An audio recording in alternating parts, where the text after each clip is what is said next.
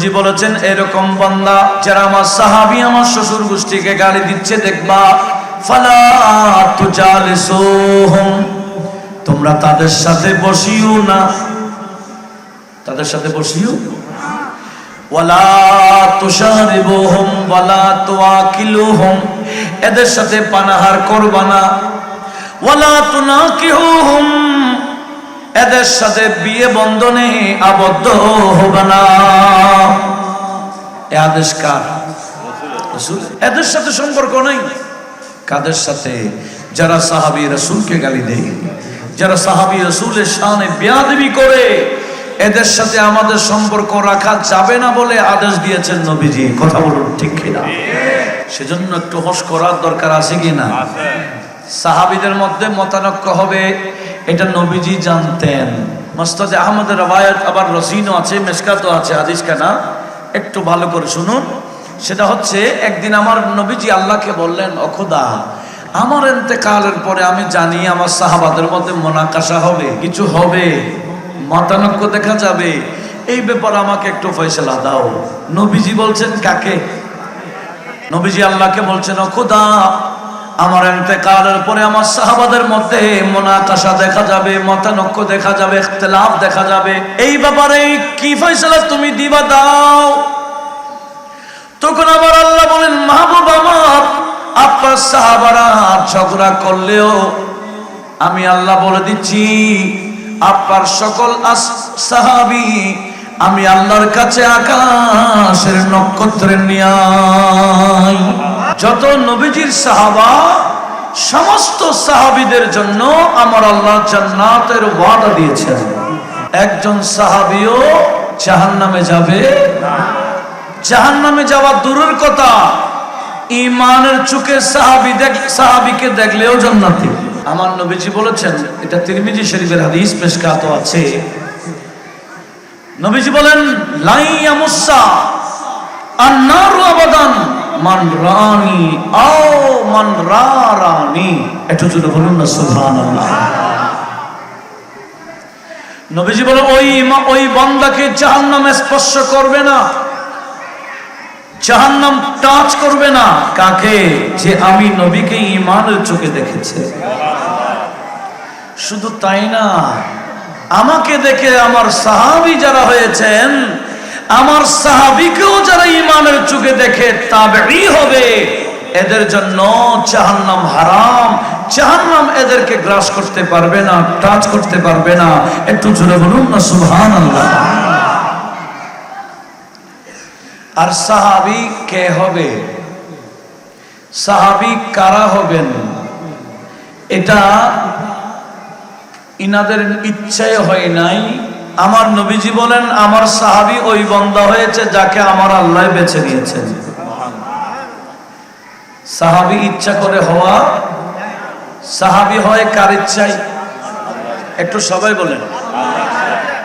আমি একটা হাদিস শোনাচ্ছি, যে হাদিস কানা মুসনাদে আহমদে রয়েছে, তাবরানী শরীফে রয়েছে, মুত্তাকি হিন্দি কানজুল উম্মানে নোট করেছেন। এভাবে বহু মুহাদ্দিসিন ইকরাম, বিশেষ করে আমাদের আলা হযরতের ফতোয়া রাসবিয়া শরীফে আছে। সেটা কি? হযরতে আনাস বিন মালিক আল আনসারী রাদিয়াল্লাহু তাআলা হাদিস বর্ণনাকারী।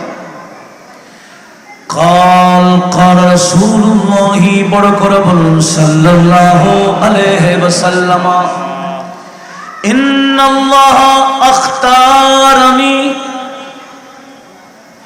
নবীজি বলেন, উম্মত শুনো, আল্লাহ আমাকে বেছে নিয়েছেন। আল্লাহ আমাকে নির্বাচিত করেছেন। নাকি আমরা নবীকে ভোট দিয়ে নবী বানাইলাম? না। কেউ ভোট দিয়ে রসুল বানাইতে পারে? নবী বানাইতে পারবে? লক্ষ্য করুন, আমার নবীজি বলেন, ইন্নাল্লাহ আখতারানি, নিশ্চয় রব্বুল আলামিন আমি নবীকে বেছে নিয়েছেন। সেজন্য নবীজির একটা নাম মুস্তাফা। নবীজির একটা নাম কি? সবাই সুবহান খুলে বলেন, নবীর নাম। মুস্তাফা শব্দের অর্থ কি? যাকে বেছে নেওয়া হয়েছে। একটু জোরে বলবেন না সুবহানাল্লাহ। যার অসম্পূর্ণতা আছে, ত্রুটি আছে, দোষ আছে, এইরকম বান্দাকে কি আমার আল্লাহ বেছে দিবেন? দোষযুক্ত বান্দাকে বেছে নিলে ত্রুটি তো আল্লাহ। সেজন্য আল্লাহ এমন জাতকে বেছে নিয়েছেন যিনি দোষ মুক্ত। একটু জোরে বলুন সুবহানাল্লাহ। সেজন্য আলা হযরত এক লাইনে এটা বুঝিয়ে দিয়েছে। কয় লাইন? 2 লাইন লাগে না, এক লাইনে ক্লিয়ার করে দিয়েছে। জাতে হুই ইন্তিখাব ওয়াসিফে হুয়ে লাজবাব, জাতে হুই ইন্তিখাব ওয়াসিফে হুয়ে লাজবাব, নামে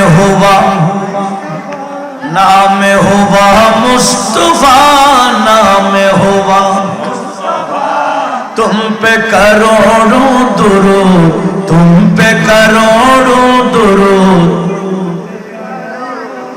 এদেরকে এখানে নামতেছে, এরা একাটা বেশি ডিস্টার্ব করবে, এরা ওয়াজ বুঝবে। পরিবেশ নষ্ট করিয়েন না, একটু খেয়াল করেন। আলা হযরত এই কালামটা বেশি পছন্দ করতেন। আমরা তো লাখো সালাম দিই, করোড়ো দরুদ দিই না। সালাম দিয়েছে লক্ষ লক্ষ, দরুদ পড়েছেন কোটি কোটি। কে? আলা হযরত বলেন না কে? এমন কি উনি ইন্তেকালের পূর্বে ওসিয়ত করেছিলেন, তোমরা আমার জানাজা পড়বা কলেজ মাঝে, ঠিক আছে, জানাজার পরে আমার লাশটা যখন কবরের দিকে আনবা, তোমরা আমার কালামটা, ওই কুরুডু দরুদের কালামটা আমাকে একটু শোনাইও।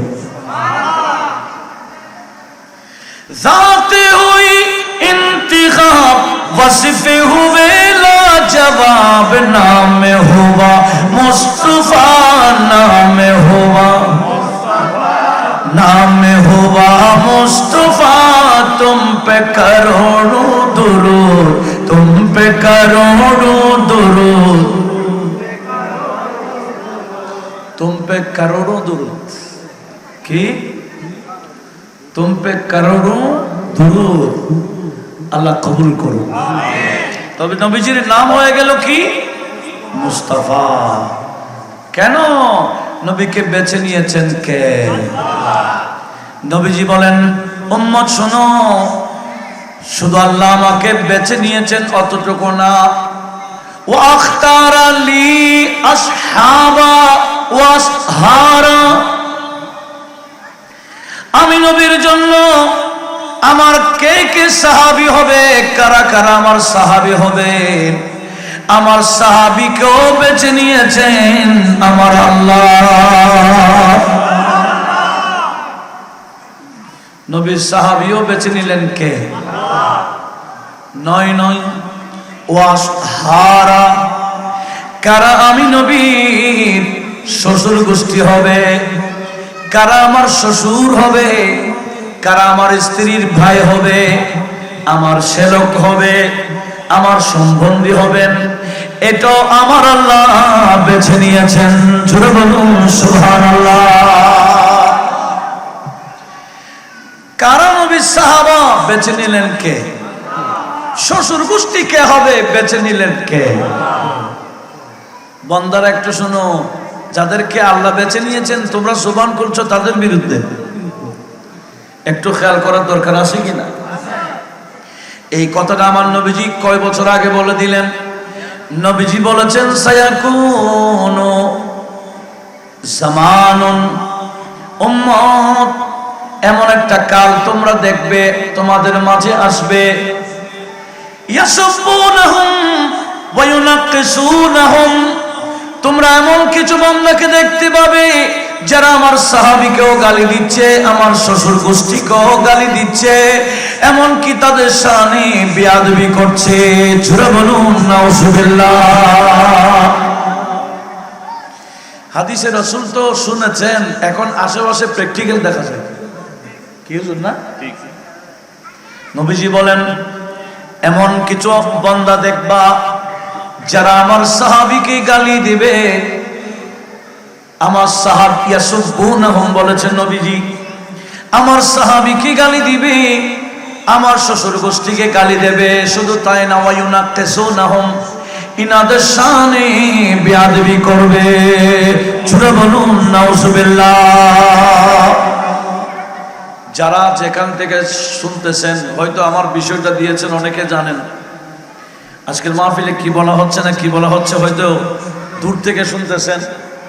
অনুরোধ জানাবো মহব্বতে শোনার জন্য। মহব্বতে শুনলে হেদায়েত আল্লাহ দিবেন, ঠিক কিনা? আমি যদি মুসলমান ইমানদার হই, কোরআন সুন্নাহর দলিল থাকলে সেখানে আমি মাথা উপরে করার দরকার আছে? মাথা ঝুঁকাই দিতে হবে। ইসলামের সাথে, কোরআন এবং সুন্নাহর সাথে কোনো গাদ্দারি নাই। একটু লক্ষ্য করুন কি বলতে চেয়েছিলাম। নবীজি বললেন, এমন এক কাল দেখবা আমার সাহাবী আমার শ্বশুর গোষ্ঠীকে গালি দিচ্ছে, ইনাদের শানে বেয়াদবি করছে, তো তোমরা কি করবা? তোমাদের করণীয় কি? এই সমস্ত মানুষকে দেখলে তোমরা করবা কি? নবীজি দিক নির্দেশনা দিচ্ছেন। একটু জোরে বলুন না সুবহানাল্লাহ।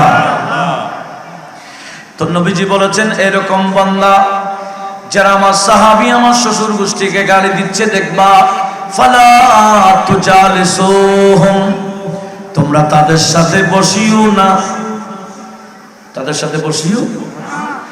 ওয়ালা তুশারিবুহুম ওয়ালা তুআকিলুহুম, এদের সাথে পানাহার করবা না। ওয়ালা তুনাকিহুহুম, এদের সাথে বিয়ে বন্ধনে আবদ্ধ হবে না। এই আদেশ কার? রাসূলের। এদের সাথে সম্পর্ক নাই। কাদের সাথে? যারা সাহাবী রাসূলকে গালি দেয়, যারা সাহাবী রাসূলের শানে বেয়াদবি করে, এদের সাথে আমাদের সম্পর্ক রাখা যাবে না বলে আদেশ দিয়েছেন নবীজি। কথা বলুন ঠিক কিনা? সেজন্য একটু হোশ করার দরকার আছে কিনা? সাহাবীদের মধ্যে মতানৈক্য হবে, এটা নবীজি জানতেন। নবীজি মুসনাদে আহমদের রওয়ায়াত, আবার রসিনও আছে, মিশকাতও আছে হাদিস কানা। একটু ভালো করে শুনুন। সেটা হচ্ছে, একদিন আমার নবীজি আল্লাহকে বললেন, ও খোদা, আমার ইন্তেকালের পরে আমি জানি আমার সাহাবাদের মধ্যে মুনাকাশা হবে, কিছু হবে, মতানৈক্য দেখা যাবে, এই ব্যাপারে আমাকে একটু ফয়সালা দাও। নবীজি বলছেন কাকে? আপনার বিষয়টা একটু লক্ষ্য করুন।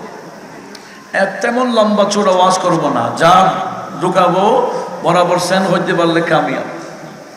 আল্লাহ কবুল করুক, আমিন বলি। কি বলছিলাম?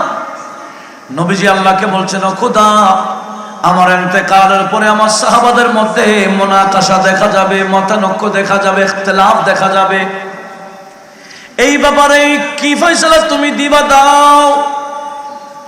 তখন আবার আল্লাহ বলেন, মাহবুব আমার, আপনার সাহাবারা ঝগড়া করলেও আমি আল্লাহ বলে দিচ্ছি, আপনার সকল সাহাবী আমি আল্লাহর কাছে আকাশের নক্ষত্রের ন্যায়। আপনার সকল সাহাবী কিসের নিয়ে? নক্ষত্রের মধ্যেই কোন নক্ষত্রে আলো বেশি, কোন নক্ষত্রে আলো কম, কিন্তু আলো ছাড়া নক্ষত্র। ঠিক আপনার সাহাবীদের মধ্যে কিছু সাহাবীদের মধ্যে হেদায়েত বেশি, কিছু সাহাবার মধ্যে হেদায়েত কম হলো। হেদায়েত ছাড়া একজনও থাকবে না, সব সাহাবী হেদায়েতের উপর থাকবে। সেজন্য আমার নবীজি বলেন, আসহাবী কুল্লুহুম উদুল, আমার সমস্ত সাহাবায়ে কেরাম সবাই ন্যায় পরায়ণ। জোরে বলুন সুবহানাল্লাহ। সমস্ত সাহাবা অন্যায়কারী একজনও নাই, অন্যায়কারী সাহাবী একজনও। এরা অনেকে আমিরে মাবিয়াকে জালেম, অন্যায়কারী, মুনাফিক, এই সেই কত কথা বলতে পারো, তোমরা নিজেরা নিজে শেষ হচ্ছ। কথা বলুন ঠিক কিনা? লক্ষ্য করুন কি বলতে চেয়েছিলাম। আমার আল্লাহ বলেন, বন্ধু আমার, আপনার সকল সাহাবী আমি আল্লাহর কাছে আকাশের কিসের মতো? আর একটু জোরে বলেন। নক্ষত্র আল্লাহ কেন বানাইলেন? নক্ষত্রের অনেক কাজ আছে, কোরআন শরীফে সব বলেছেন আমার আল্লাহ। তার মধ্যে একটা কাজ আল্লাহ বলে ওয়াল্লাহ নুজুমা লিতাহতাদু বিহা। আল্লাহ বলেন আমি আকাশের নক্ষত্র বানিয়েছি, এই নক্ষত্র দেখে দেখে যাতে তোমরা রাস্তা পেয়ে যাও। একটু জোরে বলুন। এখন বা ক্যাম্পাস হয়েছে, বিভিন্ন ধরনের যন্ত্র বের হয়েছে, আকাশ চলতেছে, প্লেন কোন জায়গার উপর চলতেছে এটাও সিটের পিছনে বেশ উঠতেছে, ঠিক কিনা? তখন কি আগে এগুলো ছিল? আগে এক জায়গা থেকে, এক রাষ্ট্র থেকে অন্য রাষ্ট্র যাওয়ার উপায় ছিল কি? তারা দেখে দেখে এক জায়গা থেকে অন্য জায়গায় যাইতেন, এক রাষ্ট্র থেকে অন্য রাষ্ট্রে যাইতেন। ও যাদের কাছে ইলমে নুজুম ছিল, তারকারাজির জ্ঞান ছিল, এরা বুঝতে পারতেন কোন তারা কোন দেশে। একটু জোরে বলুন না সুবহানাল্লাহ। তাহলে আমার আল্লাহ তারা বানালেন কেন? বলেন, তারা বানালেন কেন? লিতাহতাদু বিহা, যাদের তারকাকে দেখে দেখে রাস্তা পেয়ে যাও। দেখেন আমার আল্লাহ কি বলতেছেন। আল্লাহ বলে আমি তারা বানাইলাম হেদায়েতের জন্য। বন্ধু আমার, আপনার সকল সাহাবী আমি আল্লাহর কাছে আকাশের তারা নিয়াই, তারাকে অনুসরণ করলে যেভাবে রাস্তা পেয়ে যায়, আপনার যে কোন একজন সাহাবাকে অনুসরণ করলে পরবর্তী আপনার উম্মতরাও জান্নাতের রাস্তা পেয়ে যাবে। আপনার সাহাবীকে অনুসরণ করলে কিসের রাস্তা পাবে? আমার নবীজি বলেন আল্লাহ আমাকে বলেছেন কি আমার সমস্ত সাহাবা কিসের নিয়াই? নক্ষত্র বানাইলেন কেন? হেদায়েতের জন্য। এটা কি আমার না কোরআন? আমার কথা না, কোরআনের কথা। সেজন্য এই হাদিস আমার আল্লাহ যখন ফয়সালাটা দিলেন, এবার নবীজি সবার সামনে বলে দিলেন আসহাবি কান্নুজুম, আমার সকল সাহাবা আকাশের তারা নিয়াই। ফাবিআইহিম ইকতাদাইতুম ইহতাদাইতুম, আমার যে কোন একজন সাহাবীকে অনুসরণ করলে তোমরা জান্নাত পেয়ে যাবে।